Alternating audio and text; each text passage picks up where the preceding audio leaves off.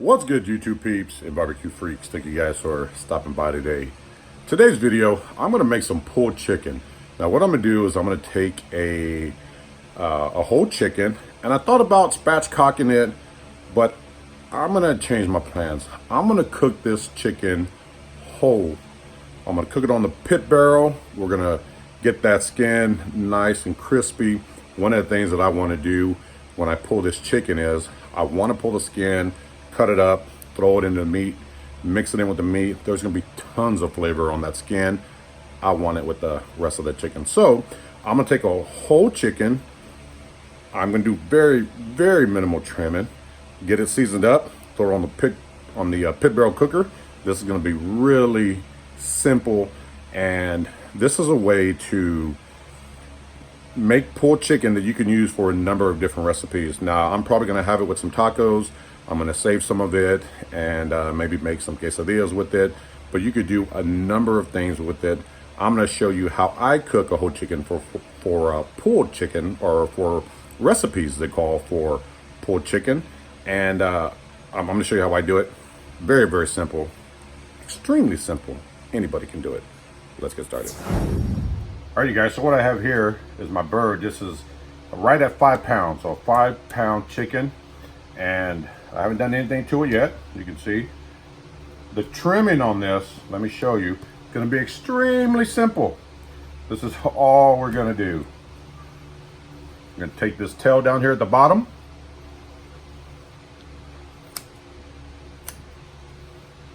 Cut that right off. Bam, we're done.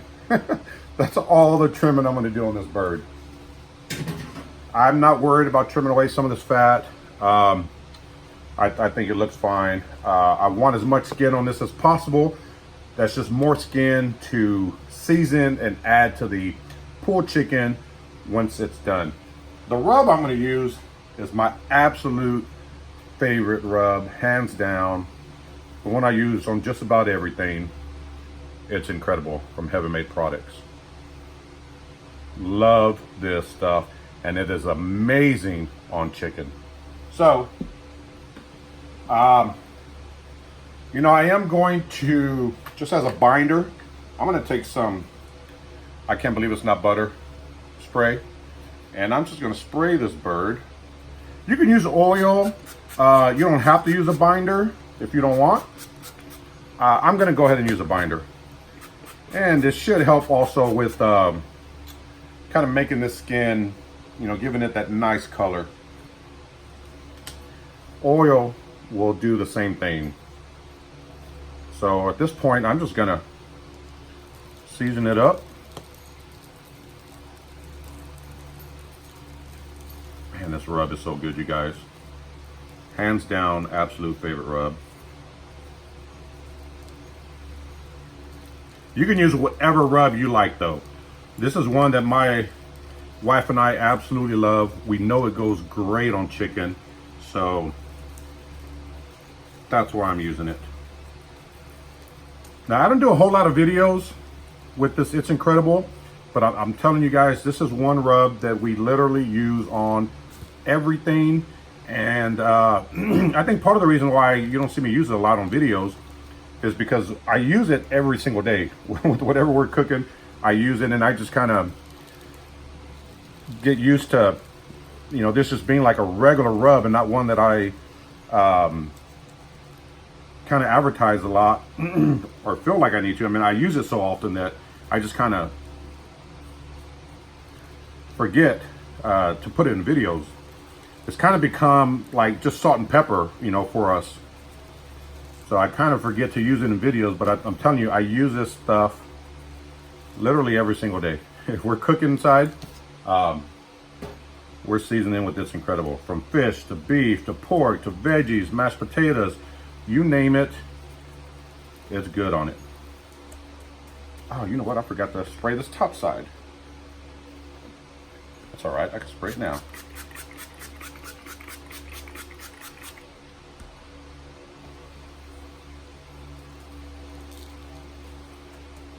And that is it. Again, use whatever rub you like, but we absolutely love it. Simple rub, a great rub. simple trim. The prep time on this is absolutely nothing. So I'm gonna let this sit here for a bit. I'm gonna put on the pit barrel cooker, and I'm gonna start with the breast side up. And then throughout the cook, I'm gonna see the insides. I'm going to flip it so that way the entire bird gets some nice color. So that's it. I'm gonna let it sit here, get the pit barrel fired up, and then we'll get her on. All right, you guys, I got my pit barrel fired up. I put some cherry wood chunks down at the bottom. I'm just gonna get this chicken on just like that. And get the lid on. And we'll let it go. I'll check it in about 30 minutes, see what it looks like. All right, you guys, I got the chicken on. One thing I wanted to touch on really quickly is a lot of times when I'm doing a cook, many of you will ask, what was my cooking temp? What was the pit temp that I cooked at? And, you know, I got to be honest, a lot of times I don't even worry about that. I don't monitor the temp. I cook so often. I cook on my pits 3 to 5 times a week, literally 3 to 5 times a week. I'm always cooking. So I know my pits. And since I cook on them so much, I have done tests where, you know, I'll put a probe in and find out what the temp is. If I set my gauges or if I set my vents a certain way, I know my Weber kettle, for example, if I set my bottom vents and top vents halfway, I'm gonna cook anywhere from 265 to 285. On my pit barrel, I know it'll run anywhere from 275 to 300. So I don't really monitor the temp. I know this because when it comes to the pit barrel, I don't light it up the traditional way. They recommend, you know, filling the basket up and pulling 15 to 20 briquettes out, lighting those, and then adding those lit 15 to 20 briquettes to the unlit. If you do that, it'll run around 250. I don't do that. What I do is I take a whole chimney full of charcoal, light all that up, and dump it in there. That means my temps are going to run a lot hotter than if I lit it the traditional way. So I mean, I know this because I use it so often, and I'm really big on knowing your pits. I like to go by feel, tenderness. I like to look at the meat, you know, seeing how dark it's getting. So many times, most of the times, I do not monitor the pit temp unless I'm, you know, cooking for a catering gig where I got to have things done by a certain time, or if I'm cooking in the competitions, you know, those times are when I will monitor the temp. When I'm cooking at home, like today, honestly, I don't worry about the temp. I go by look, by feel. So many of you, or some of you will, you know, might ask, what was my cooking temp? I'm gonna tell you right now, I don't know the exact temp. I do know it's going to be anywhere from 275 to 300 because of the way I lit it. I'm not putting the rebar in the pit barrel, which helps control the airflow. I'm wanting to get this chicken done a little quicker, but you know, if you're wondering what temp I'm cooking at, I don't know the exact temp. I know my pits, and I'm really big on encouraging people to know your pits. Use them, learn how they work. If the weather's really windy or really cold, depending on your altitude, all those things play a factor in that pit temp. So I encourage people to mess around with their pits, use them, get to know them, and when you do, you know, you won't have to monitor the pit temp as often. I don't, at least. So I just wanted to make that point because I know some of you will ask, you know, what was my cooking temp for this one? No clue. I just know it'd be anywhere from 275 to 300. So, and I know that again just by using it using it so much. So the chicken is on. Excuse me. I'll check it in about 30 minutes. We'll see what it looks like. And at the 30-minute mark, I'm going to flip it to make sure I get good coloring, even coloring on the bottom and the top side. All right, you guys, so I just want to show you this. I was going to check it at the 30-minute mark, but I ended up checking it at the 20-minute mark. and I noticed that it was starting to brown up really quickly. So I went ahead and flipped it.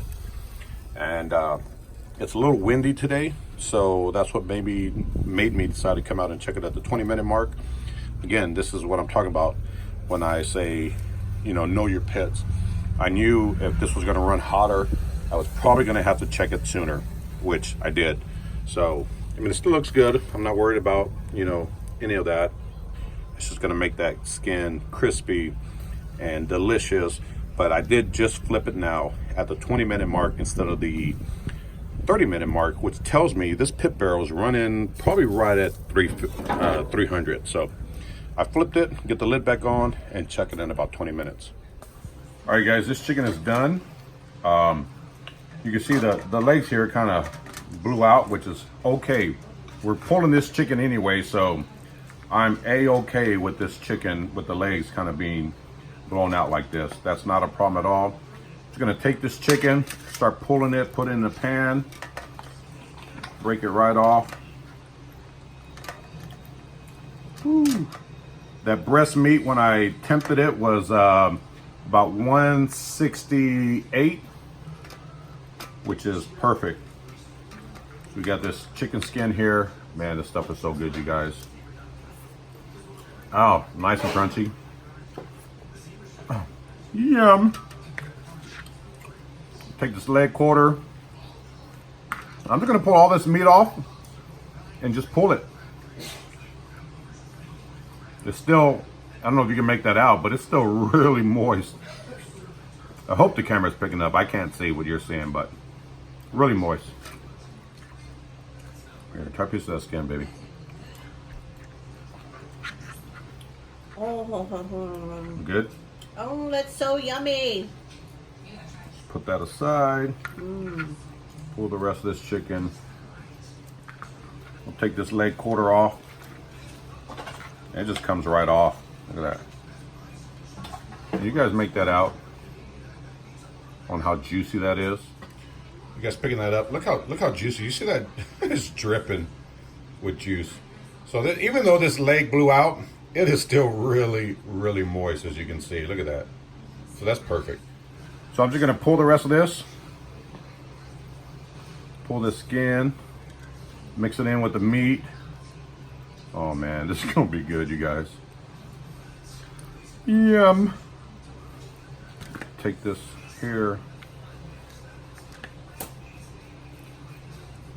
So I'm going to pull all of this off, all this meat. I'm gonna shred it, or I'm gonna pull it, put it in a pan off here to the side, and then we're just gonna use this for whatever we want. If you have leftover chicken, this is a great way to use that leftover chicken. You can, pull it, put it in some tacos, or like I said earlier, a quesadilla. Stir fry, which I think we're gonna do tonight. But man, oh man, look at this. We're gonna cut into this breast meat and see if it's moist or not real quick. Oh, that's so good. Let's cut into this breast meat right here. I'm just gonna pull it right off. Oh man, is it picking it up? Is the camera picking it up? Look at that. Look at all that moisture. Oh, yeah. Good gosh almighty. It's all over the board. Yeah, buddy. This breast meat. You guys see that? This breast meat is moist. Oh, let's give it a taste. Damn it, son. Look at that, juice is all over the place. I'm gonna get the rest of this pulled. I'll show you what the pile looks like once I'm done. Oh, it's so good. And I'm probably gonna dust it with a little more It's Incredible at the end, just to add a little extra flavor. All right, you guys, I got that chicken pulled here. I'm just gonna take a little bit of extra It's Incredible and just season the top, season some of this meat.